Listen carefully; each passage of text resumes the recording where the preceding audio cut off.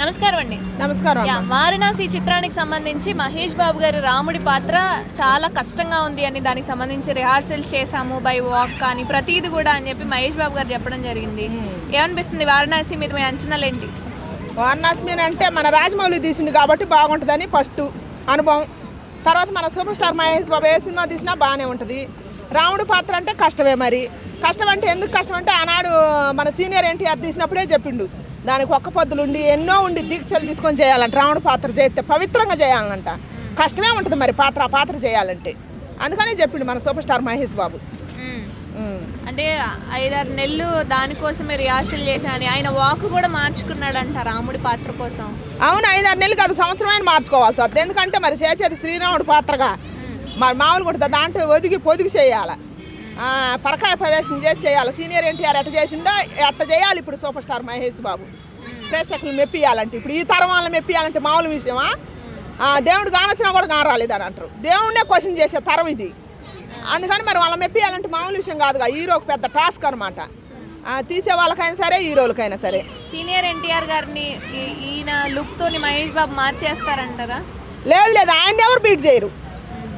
మళ్ళీ అది దేవద్దు, ఆయన ఎవరు బీట్ చేయరు. కానీ ఎవరి స్టైల్ వాళ్ళకుంటుంది. ఎవరి సినిమా స్టైల్ వాళ్ళకుంటుంది అనమాట. ఏ హీరోకు ఉండే స్టైల్ ఆ హీరోకు ఉంటుంది. అందుకని ఏ స్టైల్లో ఇప్పుడు రాముడు పాత్ర వేస్తుంది కాబట్టి ఈ పాత్రలో అసలు ఆయన ఎట్టుంటో చూడాలని అందరికి కోరికగా ఉంది. మళ్ళీ అందుకే మన రాజమౌళి కదా తీసేది. ఆయన నెలకి సంవత్సరానికి తీసి అయిపించే వ్యక్తి కాదుగా. సంవత్సరాల తరబడి చేస్తాడు. చరిత్రను కంటికి కట్టినట్టు చూపిస్తాడు అనమాట. అందుకని ఆయన సినిమాల మీద చూసే వాళ్ళకి ఎక్కువ ఆసక్తి ఎక్కువ. ఈ సినిమా వచ్చిందాకా చూడాలని కోరిక.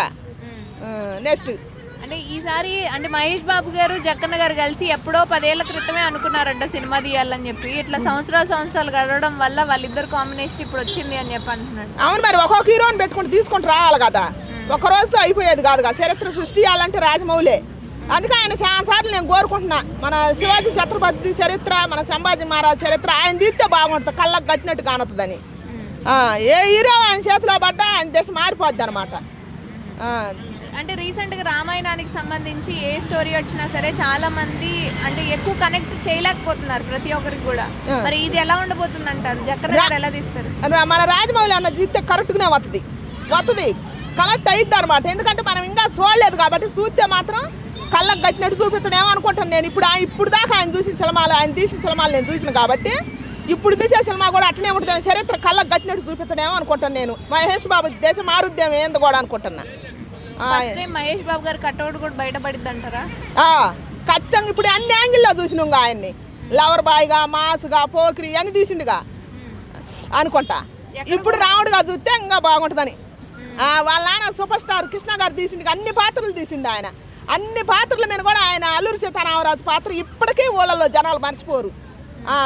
అట్లనే వాళ్ళ కొడుకు కూడా అదే వస్తుందేమో అనుకుంటాను నేను. ఇప్పుడు రాముడు పాత్ర జీవితంలో మర్చిపోని పాత్ర ఏమనుకుంటున్నా. ఆయన పూర్వజలం చేసుకున్న పుణ్యమే రాజమౌళి అన్న చేతిలో పడ్డాడు. రాముడు పాత్ర తీస్తుందంటే మామూలు విషయమా? ఆ శ్రీరాముడు పాత్ర తీయటం అంటే ఎంత పుణ్యం చేసుకుంటే రావాలి హీరోలకి. మన బాలకృష్ణ గారు తీసిండు, అంత అనిపించలేదు. సీనియర్ ఎన్టీఆర్ తీసిన సినిమా అంత అనిపించలేదు లవకుశులు తీస్తే. మరి ఇప్పుడు ఏం తీస్తుండే అనిపిస్తుందేమో అనుకుంటాను నేను. చాలా మంది ట్రోల్స్ చేస్తున్నారు ఆ సినిమాకి సంబంధించి, మహేష్ బాబు గారి లుక్కి సంబంధించి. పిల్ల పుట్టక ముందే పేరు పెడతానరా? ఇంకా పుట్టనే పుట్టలేదు, పిల్లకి పేరు, రంగు, కలర్ అని నిర్ణయిస్తారు అనమాట. సరే, నెక్స్ట్ వాళ్ళకి ఏం చెప్తారు? వాళ్ళకా చూసినాక మాట్లాడాలా.